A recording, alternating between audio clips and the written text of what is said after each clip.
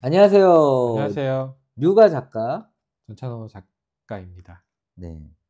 오늘은 플롯에 관한 이야기를 해야 되는데, 와, 플롯은 할 얘기가 너무 많지 않아요? 사실 근데 인터넷에 플롯 치면 많이 나오잖아요. 많이 나오죠. 엄청 많이 나오잖아요. 많이 나오죠. 그 뻔한 얘기 안 했으면 좋겠어. 뻔한 얘기 안 할게요, 우리 오늘. 네, 뻔한 얘기 하지 그렇죠. 맙시다. 하지 맙시다. 플롯 뭐 여러분 그냥 검색하면 다 나와요. 맞아요. 근데 오히려 근데 저는 사람들이 플롯을 법칙으로만 이해하고 있잖아요. 플롯은 법칙으로 접근하면 안 되죠. 그럼 뭘로 접근해야 돼? 저는 항상 플롯을 생각하면 플롯의 1대1 되는 번역어가 무엇이 있을까부터 생각을 해요. 그게 없기 때문에 모든 혼란이 생기거든요. 뭐라고요? 다시요? 그게 없기 때문에. 그게 뭐라고요? 한국말, 번역어. 번역된. 네. 우리 다 플롯이라고 하잖아요. 그러니까요. 대신 그래서 플롯이 뭔지 모르잖아요. 그러네. 외래어니까. 근데 이런다더라. 네. 뭐 이런 거죠. 플롯에 대한 번역어가 있다면 무엇일까로 항상 생각을 해요. 네네네. 그래서 뭐 플롯을 법칙으로 이제 이야기하는 경우도 왕왕 있고요. 네네네. 또는 아니면은 뭐 제가 좋아하는 뭐 플롯의 23가지 뭐 그 책 저도 있어요. 저도 네, 집에 있어요. 있잖아요. 네. 거기서는 이거 절판 됐어. 뭐 이제 절판인가요? 절판 됐어. 플롯을 일종의 전자기장으로 비유해서 맞아. 모든 전자기장. 스토리에 다 하는 뭐 그런 힘 이렇게도 이야기를 하기도 하고. 근데 그것도 너무 옛날 올드한 진짜 그거. 네. 지금 생각해 보면. 네. 저는 그래서 항상 플롯이 뭘까? 플롯이라는 것을 정의를 내리면 뭐 어떻게 할 수 있을까? 근데 제가 로알드 달 소설을 옛날에 읽다가 네네. 로알드 달 그 찰리와 초콜릿 공장. 예. 네. 근데 단편집이었던 걸로 기억을 하는데 거기 맨 마지막에 그 작가의 말이 되게 길게 써 있었어요. 근데 거기 한 문장이 어느 날 그냥 뭐 있다가 혹은 자면서 깼다가 뭐 그렇게 시작하는 것 같았는데 좋은 플롯이 생각났다 라고 나는 문장이 있었어요.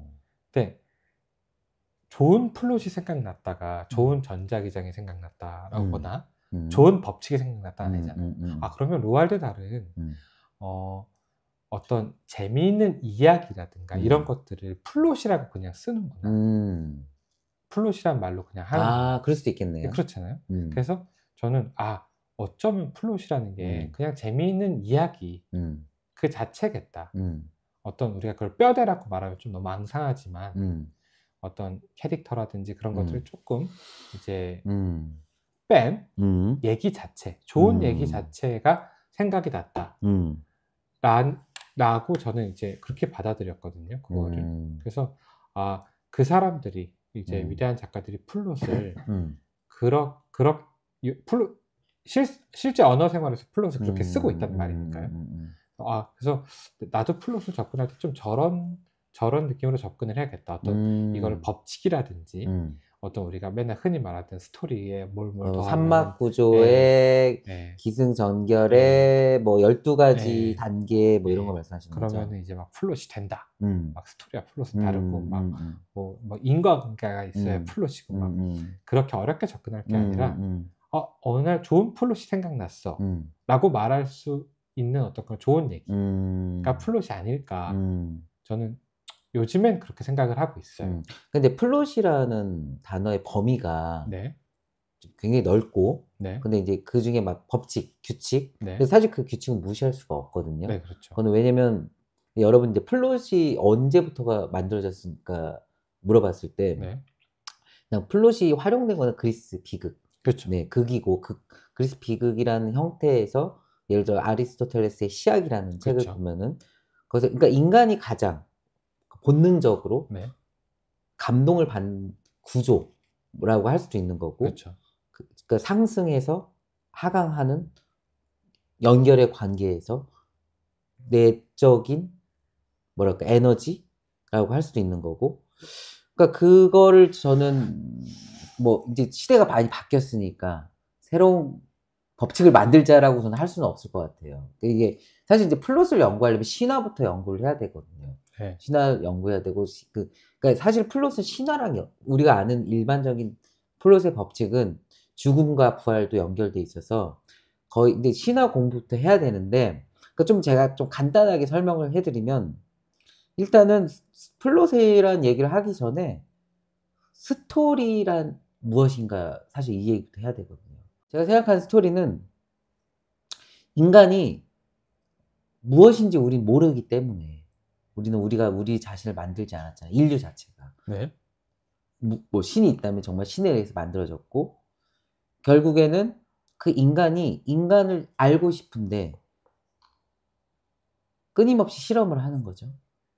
그러니까 스토리라는 미로를 만들고 거기에 인간을 통과시키면서 인간이 어떻게 반응하는가 그리고 그 결과값으로 인간은 또 이런 거구나를 하나씩 하나씩 깨닫고 있는 과정이라고 생각하고 그래서 그 스토리는 인간 실험의 미로가 아닌가? 이런 생각도 하거든요. 근데 거기에 그 미로를 막 마구잡이로 만드는 게 아니라 네. 플롯이라는 기본적인 구조에서 만드는 게 아닌가. 전 그렇게 접근을 하거든요. 아, 그렇네요. 저도 옛날에 어디 소설의 정의? 네. 그런 데서 한 캐릭터에게 어떤 상황을 줬을 때 네네. 그가 어떻게 반응하는가 라는 걸 읽어본 적이 있는데 네네. 그거랑 비슷한 얘기네요. 만약에 한 인간은 네네. 한 뭐 캐릭터가 됐든 개인이 됐든 그것을 이제 어떤 이야기의 미로 속에 넣었을 때 어떤 상황의 미로 속에 넣었을 때 네. 그가 어떻게 반응하는가가 스토리라는 말씀이시잖아요. 네네네. 근데 그 미로가 좀 더 네네. 플롯이라는 게 좀 더 잘 다듬어진 미로? 네네. 그런 표현, 그런 말씀이신 건가요? 아니, 미로의 법칙이 미로의 있다는 법칙. 거지. 예, 그러니까 그냥 아무렇게나 만드는 미로가 아니라 네. 어떤 법칙을 통해서 그 법칙을 통과하면은 네. 어떤 현상이 발생하는데 네. 신기하게 그러니까 예를 들어 우리가 클라이막스에서 카타르시스를 느끼고 그때 느껴지는 감정 이런 것들이 생기려면 그 플롯을 따를 수밖에 없다. 네. 전 그 얘기죠. 그 구조를 벗어날 수 없다. 그렇죠. 네.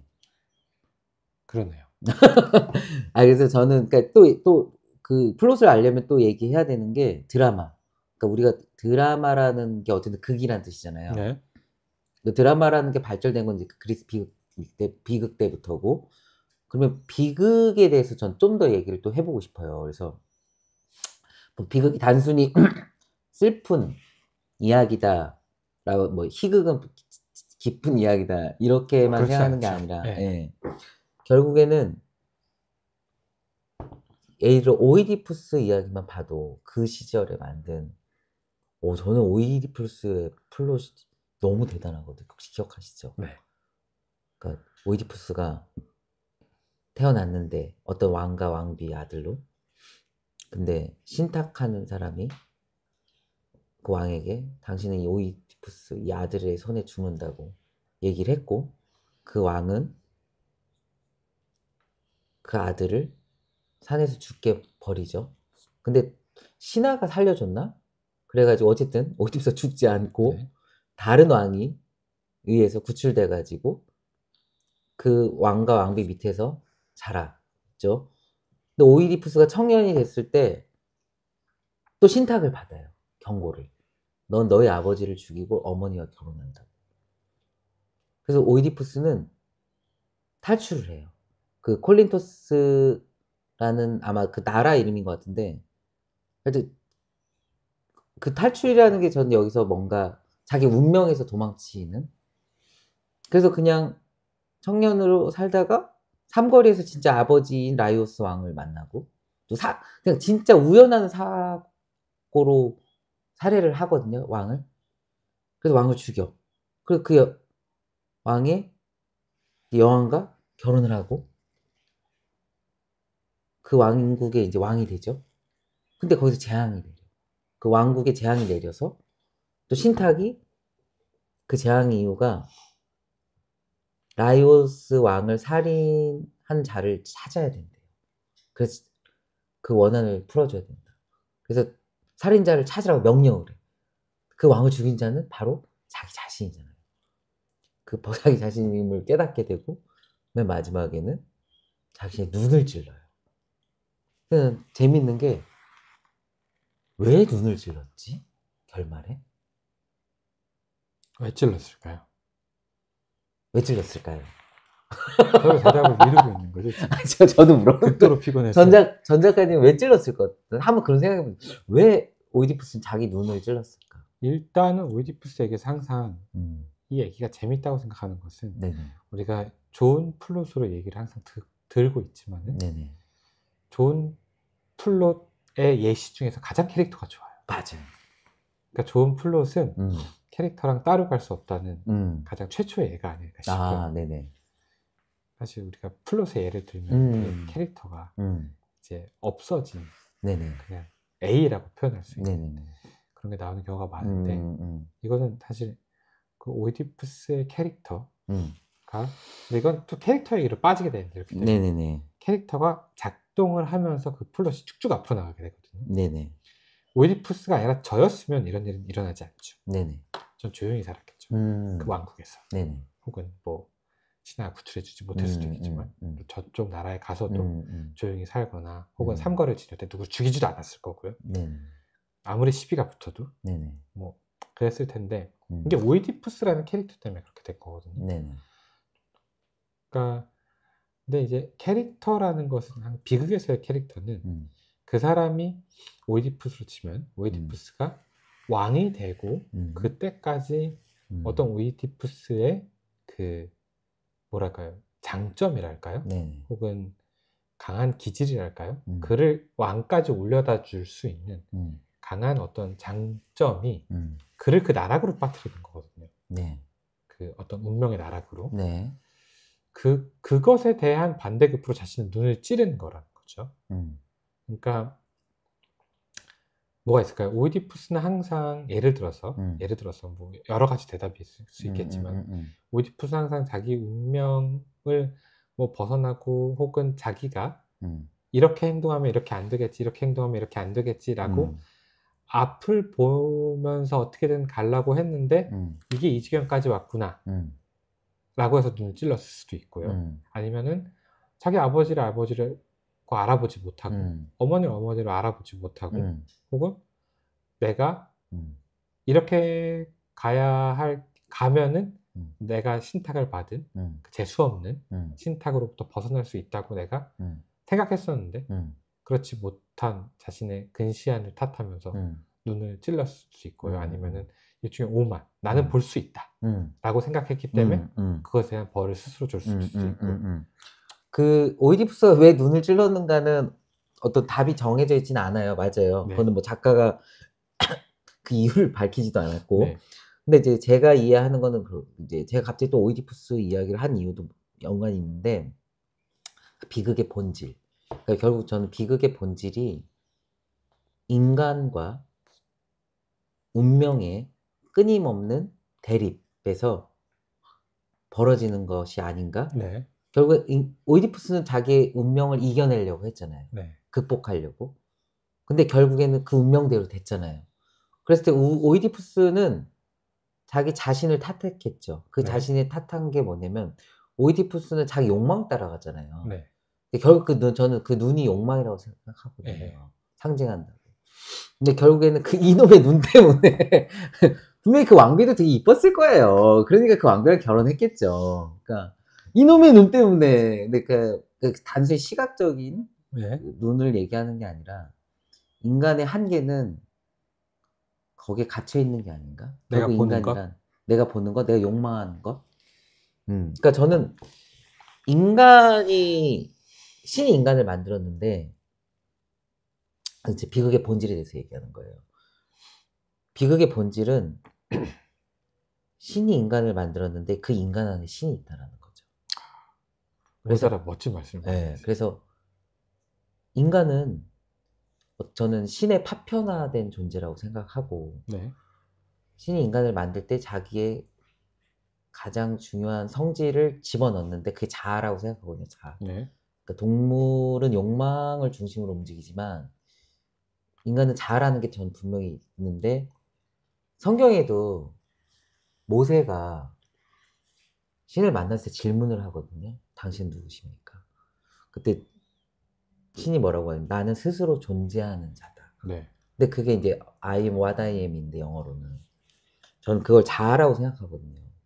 근데 인간은 다 자기 기준이 있고 자기 중심이 있잖아요, 자아가.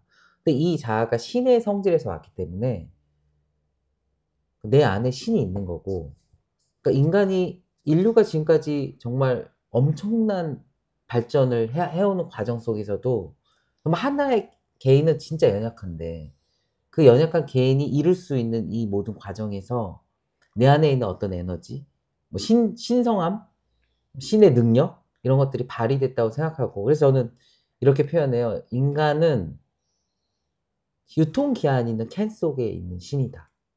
저는 그렇게 생각하거든요. 오늘 계속해서 좋은 말씀.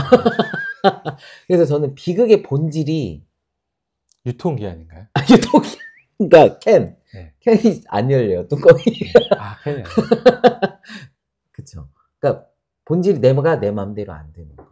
왜냐면 나는 내 맘대로, 우리는 모두 그렇죠. 욕망이 내 맘대로 됐으면 좋겠다라는 욕망을 갖고 있잖아요. 근데 내 맘대로 안 돼. 그렇죠. 그게 비극이 아닌가. 그런 생각이 들고, 결국에 그러면 플롯이 과연 어떤 역할을 하냐 했을 때, 저는 그 캔이 이 플롯을 통과하면서 클라이막스에 올라가서 카타르시스를 느끼고 부활하면서 캔 뚜껑이 열리는 게 아닌가. 그러니까 캔 속에 있는 신이 튀어나오는 게 아닌가. 안 따지면 비극이고 따지면 이게 좀 그죠. 따지면 기분 좋은 결말이 되는 그런 따지면 건가요? 이제 감동과 변화, 깨달음 뭐 이런 거가 아닌가. 네. 캔을 따지 못하면은 이제 인간은 원래 캔을 딸 수 없는 존재야라는 걸 확실하게 알려주고. 그쵸. 근데 이 캔은 절대 누구도 외부가 딸 수가 없어. 오직 자기만이 딸 수 있는데 안쪽에 딱지가 달려있는 그런. 그쵸. 근데 내가 그걸 따려면 엄청난 고통을 통과해서 클라이막스까지 가서 카타르시스를 느낄 때까지, 캔 뚜껑 따는 과정이 카타르시스겠네, 그러면. 카타르시스의 어원이 설사라는 건 아시죠? 뭐요? 설사. 진짜요? 진짜로. 진짜? 진짜. 설사. 몰랐어요. 변비가 설사로 다 쏟아내는 게 카타르시스예요. 헐, 진짜? 막혀 있는 게 한 방에 뻥 뚫리는 거. 그래서 저는 캔 뚜껑 이론 맞는 것 같은데. 다이어리야? 카타르시스 비슷한가요? 그러니까 너무나 이 뚜껑에서, 캔에서 벗어나고 싶은 욕망이 강했던 자가 정말 이 폭발하는 거죠. 죽음까지 통과하면서. 그러니까 저는 결국 모든 스토리가 다 똑같이 어떤 이런 구조로 가지 않는 것들도 많이 있죠, 물론. 그러니까 뭐 맞아요. 근데 그렇죠. 저는 적어도 이런 구조는 결국에 그거는 항상 동일하잖아요. 고통, 그다음에 클라이막스에서 가장 큰 고통을 겪으면서 자기가 변화되는 거, 그 결말은 새로운 존재가 되는 거죠. 쾌변을 하고 새로운 존재가 쾌변을 하고. 그러니까 이런 스토리 유형은, 이 플롯 법칙을 여러분이 아는, 검색하면 나오는 그걸 가지 않고서는 저는 캔 뚜껑 열 수 없다고 생각해요. 맞아요. 그러니까 그 여러 가지 스토리들이 존재할 수 있지만 사실 시약 보면은 일종의 대중 작품이 갖춰야 할 미덕 같은 안내서 같지 않나요? 초반 이야기는 처음과 중간과 끝이 있고 카타르시스 얘기도 나오고 막 그렇잖아요. 그러니까 삼막 구조도 세더, 그다음 갈등, 그다음에 결말, 콘클루전. 마치 아리스토텔레스가 재미없는 어떤 연극을 보고 야, 이거 재미없는데 재밌는 게 갖춰야 되는 것들에 대한 기본 조건은 이거야 라고 말해주는 것 같은데, 지금 보면 되게 고전이지만 그 시절에 그 시약을 봤으면 오히려 이렇게 상업적 대본 쓰기 지침 같은 느낌일 수도 있다는 생각이 언뜻 드네요. 근데 그게 지금까지 이어지고 지금까지 그 원칙을 지킨 것들이 메인이고. 맞아요. 그게 신기한 것 같아요. 그러니까요. 인간 존재가 뭐 유전적이든 문화적이든 그런 것들을 좀 원한다 라고 볼 수 있겠네요. 저는 이제 저희 제자들한테 이 플롯의 구조의 그 곡선 아시잖아요. 그걸 가르칠 때 그 곡선을 바로 이해하기보다 진짜 정말 어린애, 초등학생, 유치원 얘를 유치원 학생이라고 생각하고, 그러니까 이 구조는 법칙이야 이렇게 수업을 하지 않고 네. 이 구조가 왜 필요한지 이유를 이제 차근차근 스텝 바이 스텝으로 얘기하는데, 이제 가장 기본적으로 저는 R을 그려줘요. R. 네. 이 R이 부활을 해야 되는데, 아까 제가 캔 얘기랑 좀 비슷하죠, 이론이. 네. 부활을 하려면 이 구조를 통과해야 돼. 근데 이 구조가 마치 곡선이 참 주말에 저번에 에버랜드 갔다 오셨잖아요. 네. 그 에버랜드에서 청룡열차 같은 거, 요즘 청룡열차라고 하죠. T-익스프레스. T-익스프레스 타셨어요? 저는 못합니다. 아, 네. 왜요? 그 클라이막스를 견딜 수 없어요. 고소공포증이 있어요? 부담스러워서. 그러니까 어쨌든 그 열차의 레일이라고 전 설명하거든요. 네. 결국에는 캐릭터가 그 레일을 따라서 그러니까 시작해서 끝까지 갔을 때 이 부활을 한다. 부활. R이 부활을 하고 새로운 존재로 바뀐다. 그러니까 이 타기 전과 탄 후엔 다른 존재다. 완전히 다른 존재가 돼서 나오죠. 그렇죠. 기진맥진하죠. 맞아. 플롯 구조에 대해서 그 곡선을 보시면 가장 간단한 건 산 모양이죠. 산. 근데 뒤에서 봉우리가 좀 뒤쪽에 있는. 그렇죠. 산막. 그러니까 이 산막은 액트 1은 셋업이고 액트 2는 영어로 컴프렌테이션인데, 컴프렌테이션은 갈등이고, 네. 그 다음에 레솔루션, 뭐 이제 결말이고, 그 과정인데, 또 이제 더 복잡하게 하면은 여러분이 이미 알고 있는 그런 12단계 구조가 있는데, 그 12단계 구조에서 X축이 시간이잖아요. 시간. 네. Y축이 뭐라고 생각하세요? 긴장도 같은 긴장도. 그러니까 이 Y축에 대해서 어떠한 책에서도 나온 게 없어요. 작법책에서. 네. 그래서 제가 플롯을 오랫동안 공부하면서 제가 내린 결론은 의지. 주인공의 의지. 의지가 아닐까. 영어로 will. 네. 마지막에 하면 의지가 축 꺾이는 그런 느낌인가요? 맨 마지막에요? 네. 의지 다 했지. 네. 여기서 다 했지. 클라이막스에서 의지 다 폭발했고, 같은... 기진막진하게. 네. 맞아요. 의지라고 해도 저는 얼추 맞는 것 같아요. 네네.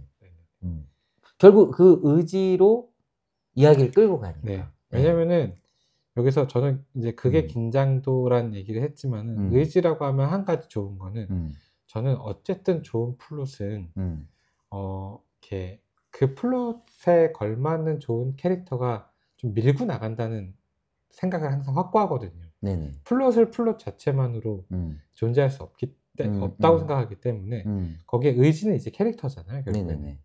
캐릭터가 얼마나 그 얘기를 이제 얘기 안에서 내가 밀고 나가냐가 중요한데 의지라고 표현을 하니까 그런 면에서는 그게 좀 많이 드러나는 것 같아요. 그리고 그 일반적인 이제 플롯 표하고 저는 조금 다르게 쓰거든요. 네. 그러니까 제가 개발한 거는 네.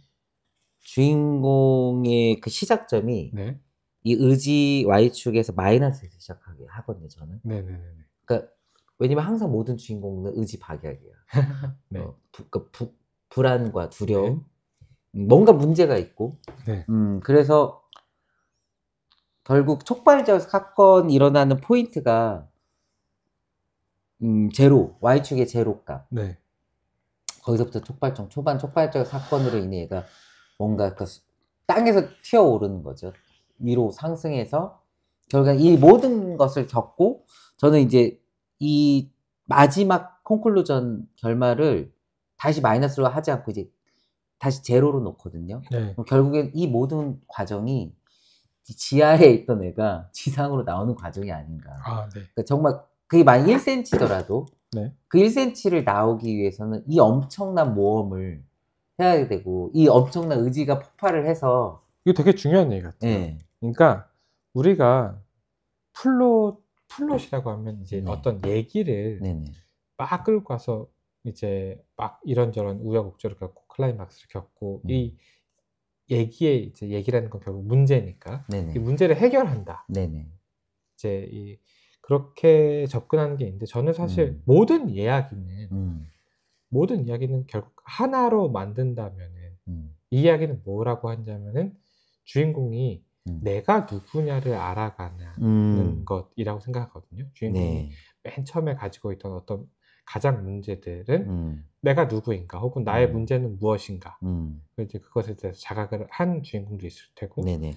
문제가 각성. 있지만은 자각조차 못하고 있는 맞아요. 주인공이 있을 텐데 맞아요. 결국은 이 모든 일을 다 겪고 다 겪고 나서 내 내적인 문제를 해결하는 게 이야기의 최종이라고 생각을 해요. 네네. 그러니까 반지의 제왕 같은 걸 보더라도 네네. 사우론이 만든 절대 반지를 거기 거기 그 산 있잖아요. 거기다가 던지는 이야기지만은 네네. 결국은 프로도가 샤이어는 너무 답답한데 나는 어떻게 살아야 되는가에 대한 해답을 엔딩에서 주거든요. 네네. 이제 여행을 떠나니까요. 원래 호빗들은 동네에서 사는 게 맞는 건데 이제 그렇지 않고 자기 할아버지인가 삼촌처럼 네네. 그 이제 어떻게 살아야 할지를 이제 깨닫게 되는 건데 저는 결국은 그런 것 같아요. 그러니까 프로도가 처음에 답답해 인생에 대해서 어떤 인생에 대해서 여기가 다 일까고 답답했던 문제를 이런 여정을 통해서 깨닫게 되는 거죠. 나는 누구인가? 네, 나는 누구인가? 나는 어떤 존재인가? 나는 진짜로 무엇을 원하는가? 라는 거죠. 반지를 떨어뜨리는 건 그냥 얘기일 뿐인 거죠. 맞아요. 그래서 그런 것 같아요. 이 어떤 Y축이 0으로 돌아간다라는 것도 마찬가지고요. 네네. 그런 면에서 봤을 때 저는 어떤 얘기든 그런 식으로 끝나는 게 좋고 네네. 그리고 그런 식으로 끝나는 게 맞다고 생각해요. 네네. 얘기의 큰 두 축이 네네. 결국은 우리가 플롯이라고 말하는 재미있는 사건들 그것들을 네. 해결하는 것도 중요하지만 네. 주인공이 원래의 자리로 돌아오든 아니면은 주인공이 내재적으로 갖고 있던 네네. 어떤 문제들을 해결하는 네네. 그런 것들이 있는 게 중요하다고 생각해요. 네네. 그리고 제가 아까 처음에 했던 얘기, 인간의 공통점은 네, 인류의 공통점인데 네, 피토된 존재이기 때문에 내가 누구인지 스스로 알 수가 없다. 그렇죠. 그러니까 결국에는 그걸 알아나가는 과정이 스토리고 네, 내가 알에서 부활을 했다고 또 끝이 아니라 네, 또 다른 스토리를 통해서 또 부화하면서 네. 껍질이 계속 벗겨지는 네, 거죠. 네, 네, 네. 계속 성장하는 네. 게 아닌가. 그쵸. 죽을 때까지 성장해야 되지 않을까. 죽을 때까지 새로운 스토리를 만나야 되고. 네. 그리고 결국 인간은 신이 아니기 때문에 연약한 존재일 수밖에 없고 네. 모든 인간이 네. 완전한 주인공은 참 매력이 없잖아요. 그죠? 뭔가 문제가 있어야 되고. 그렇죠. 네. 너무 완벽하면 재수없어. 여러분 더 플롯에 대해서 궁금하시면 이번 플롯 클래스 꼭 참석하세요. 예, 뒤늦게 신청하셔도 괜찮습니다. 네. 아직 자리가 남아 있습니다. 네. 오시면 제가 플롯에서 고민을 많이 했어요. 이게 왜냐면은 우리 영화에서 제가 영화 공부하면서 배웠던 플롯과 네. 드라마를 실제로 쓰면서 네. 거기 적용하는 것이 너무나 달라서 개인적으로 많이 시행착오도 겪고 그것들을 다음번엔 줄여야지 하면서 스스로 공부한 것들이 있는데 그것들을 공유하고자 싶은 마음이 많아요. 네. 그러니까 만약에 관심 있으신 분들은 네. 신청을